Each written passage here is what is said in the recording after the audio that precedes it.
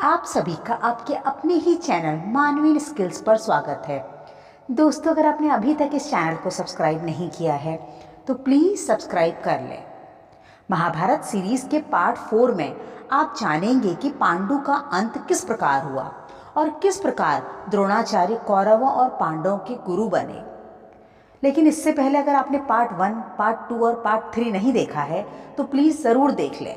तो आइए जानते हैं आगे की कथा को। वन में रहते हुए जब अर्जुन 14 वर्ष का हुआ तो उसका जन्मदिन मनाने के लिए उत्सव हुआ।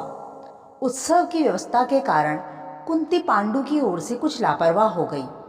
तभी पांडु माद्री पर आसक्त हो गए और उसे वन में विहार के लिए ले गए। किंदम मुनि के श्राप को भूलकर माद्री के मना करने पर भी काम आसक्त पांडु माद्री के साथ समागम करते हुए मृत्यु को प्राप्त हुए। पांडु के प्राण त्यागते ही माद्री उनके शव से लिपटकर विलाप करने लगी। इतने में ही उन्हें खोजते हुए कुंती अपने 5 पुत्रों के साथ वहां आ पहुंची और वह भी विलाप करने लगी। पांडु का वन में ही दाह संस्कार कर दिया गया। अपराध बोध से पीड़ित होकर माद्री भी पांडु के साथ ही सती हो गई। तत्पश्चात सभी तपस्वी ऋषि पांडु और माद्री की अस्थियों को लेकर कुंती के साथ और 5 पांडवों को लेकर हस्तिनापुर आ गए। पांडु और माद्री की मृत्यु का समाचार पाकर समस्त हस्तिनापुर शोक में डूब गया। भीष्म, सत्यवती, अंबिका, अंबालिका, धृतराष्ट्र, विदुर सभी प्रिय पांडु और माद्री की मृत्यु से दुखी थे। वन से आए तपस्वियों ने कुंती तथा उसके 5 पुत्रों युधिष्ठिर, भीम, अर्जुन, नकुल व सहदेव को उनके पितामह भीष्म को सौंपते हुए कहा कि शरण में आई कुंती तथा यशस्वी पांडवों को अपनाकर अनुग्रहित करें और पांडु तथा माद्री की अस्थियों का विधि पूर्वक विसर्जन करें। भीष्म ने कुंती तथा 5 पांडवों को स्वीकार कर तपस्वियों को विदा किया। दुर्योधन आदि कौरवों के साथ अब 5 पांडव भी अपने पितामह भीष्म के संरक्षण में शिक्षा दीक्षा प्राप्त करने लगे। महर्षि व्यास के कहने पर सत्यवती अंबिका और अंबालिका को लेकर वन में तपस्या करने चली गई और वहीं घोर तप करती हुई स्वर्ग को सिधार गई। कौरव पांडवों में से भीमसेन सबसे अधिक शक्तिशाली था। दुर्योधन बहुत ही दुष्ट प्रवृत्ति का था। वह पांडवों से सदा झगड़ता ही रहता था। उधर भीम भी उसे हर बात का मुंहतोड़ जवाब देता। युधिष्ठिर तथा विदुर उनके झगड़े से सदा चिंतित रहते। दुर्योधन का मामा शकुनी गांधार छोड़कर हस्तिनापुर में ही रहने लगा था। वह भी दुर्योधन की कुचेष्टाओं में सदा उसका साथ देता था। कौरव और पांडवों को ज्ञान, विज्ञान, धर्म, अर्थशास्त्र, नीतिशास्त्र आदि की शिक्षा कृपाचार्य ने प्रदान की। इसके पश्चात अपने पौत्रों को धनुर्विद्या में निपुण बनाने के लिए भीष्म ने उन्हें गुरु द्रोणाचार्य को सौंप दिया। द्रोणाचार्य के समान महान धनुर्धर उस समय कोई नहीं था।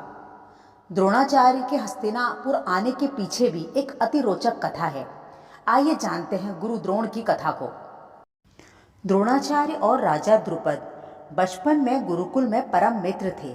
दोनों साथ साथ खेला करते थे और खाया करते थे। बड़े होने पर अपने पिता की मृत्यु के पश्चात द्रुपद उत्तर पांचाल के राजा हो गए और द्रोणाचार्य अपने पिता की मृत्यु के पश्चात आश्रम में रहकर ही तप करने लगे। द्रोणाचार्य ने भगवान परशुराम से संपूर्ण शस्त्र और अस्त्रों का प्रयोग, रहस्य और संहार की विधि का ज्ञान प्राप्त कर लिया। वह भगवान परशुराम के समान ही महान धनुर्धर हो गए। इसके बाद उनका विवाह शरद्वान की पुत्री कृपि से, जो कि कृपाचार्य की बहन थी, हो गया और फिर उनका एक पुत्र हुआ जिसका नाम अश्वत्थामा था। अश्वत्थामा भी अपने पिता के ही समान महान शूरवीर था। उसके मस्तक पर एक मणि थी। वह सभी शस्त्र कलाओं में निपुण था। जब अश्वत्थामा एक बालक था तो उस समय गुरु द्रोण बिल्कुल ही धनहीन थे। एक बार उन्होंने देखा कि बालक अश्वत्थामा दूध के लिए मचल रहा था, तो आसपास के ऋषि कुमारों ने आटे में पानी मिलाकर उसे दे दिया। अश्वत्थामा उसे ही दूध समझकर पी रहा था और सभी बालक उसका उपहास उड़ा रहे थे। यह देखकर द्रोण का मन दुख और ग्लानि से भर उठा कि वे अपने पुत्र के लिए एक दूध देने वाली गाय का भी प्रबंध न कर सके। इसके बाद उन्हें अपने बचपन के मित्र पांचाल नरेश द्रुपद की याद आई। और वे द्रुपद से मिलने के लिए उसके महल जा पहुंचे। मद में चूर राजा द्रुपद ने दीनहीन द्रोण को पहचानने से भी इनकार कर दिया। द्रोणाचार्य के बार बार याद दिलाने पर उसने उनका अपमान करते हुए उन्हें अपने महल से निकल जाने को कहा। द्रोणाचार्य अपमान से भर उठे और उन्होंने मन ही मन द्रुपद से प्रतिशोध लेने का प्रण किया। इसके बाद वे अपने पुत्र के साथ हस्तिनापुर आ गए और गुप्त रूप से कृपाचार्य के साथ रहने लगे। एक बार एक बड़ी ही अद्भुत घटना घटी। कौरव और पांडव सभी वीर कुमार हस्तिनापुर से बाहर निकलकर आपस में हिल मिलकर गिल्ली डंडा खेल रहे थे। खेलते खेलते उनकी गिल्ली कुएं में जा गिरी। बहुत प्रयत्न करने पर भी वे उसे निकाल नहीं सके। वे गिल्ली को कुएं से निकालने की चिंता कर ही रहे थे कि उन्हें थोड़ी दूरी पर एक ब्राह्मण बैठा दिखाई दिया। वह ब्राह्मण कुछ चिंताग्रस्त था। उसका शरीर काला और दुर्बल था। उसके सिर के बाल भी सफ़ेद हो गए थे। सभी राजकुमार उस ब्राह्मण के पास गए और उसे अपनी परेशानी कह सुनाई। ब्राह्मण ने राजकुमारों से कहा, मैं तुम्हारी गिल्ली के साथ अपनी यह अंगूठी भी कुएं में डाल दूंगा। यह कहकर उसने अपनी अंगूठी भी कुएं में डाल दी। इसके बाद अपनी कुशल धनुर्विद्या के सहारे उसने गिल्ली और अंगूठी दोनों को कुएं से निकाल लिया और गिल्ली को राजकुमारों को सौंप दिया।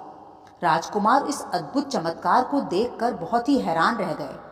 उन्होंने ब्राह्मण से उसका परिचय पूछा। ब्राह्मण ने हंसकर कहा, तुम लोग यह सारी बातें जाकर भीष्म से कहो, वे अपने आप समझ जाएंगे कि मैं कौन हूँ। राजकुमारों ने लौटकर भीष्म पितामह से सारी बातें कह सुनाई। भीष्म पितामह ने जान लिया कि ऐसी अद्भुत धनुर्विद्या द्रोणाचार्य के सिवा किसी और को नहीं आती। उन्होंने विचार किया कि इनसे अच्छा गुरु राजकुमारों के लिए कौन हो सकता है। वे तुरंत गए और आदरपूर्वक द्रोण को अपने साथ ले आए। द्रोणाचार्य ने भीष्म से द्रुपद द्वारा अपने अपमान की बात कह सुनाई। साथ ही उन दुखद दिनों की भी चर्चा की जब वे अपने पुत्र अश्वत्थामा के लिए भोजन तक जुटाने में असमर्थ थे। भीष्म पितामह ने द्रोणाचार्य की सारी बातें सुनकर उनसे निवेदन किया, आप यहाँ आराम से रहें और राजकुमारों को अस्त्र शस्त्रों की विद्या सिखाएं। उनका धन, वैभव, राज्य सब आपका है। आपने यहाँ पधार कर हम पर बहुत ही कृपा की है। आप यहाँ रहते हुए अपने अपमान का बदला लेने में भी समर्थ होंगे। इस प्रकार द्रोणाचार्य हस्तिनापुर में रहकर कौरवों और पांडवों को शिक्षित करने लगे। तो दोस्तों, महाभारत सीरीज का चौथा भाग यहीं पर समाप्त होता है। आगे की कहानी हम अगले भाग में लेकर आएंगे। हमसे जुड़े रहें। जय श्री कृष्णा।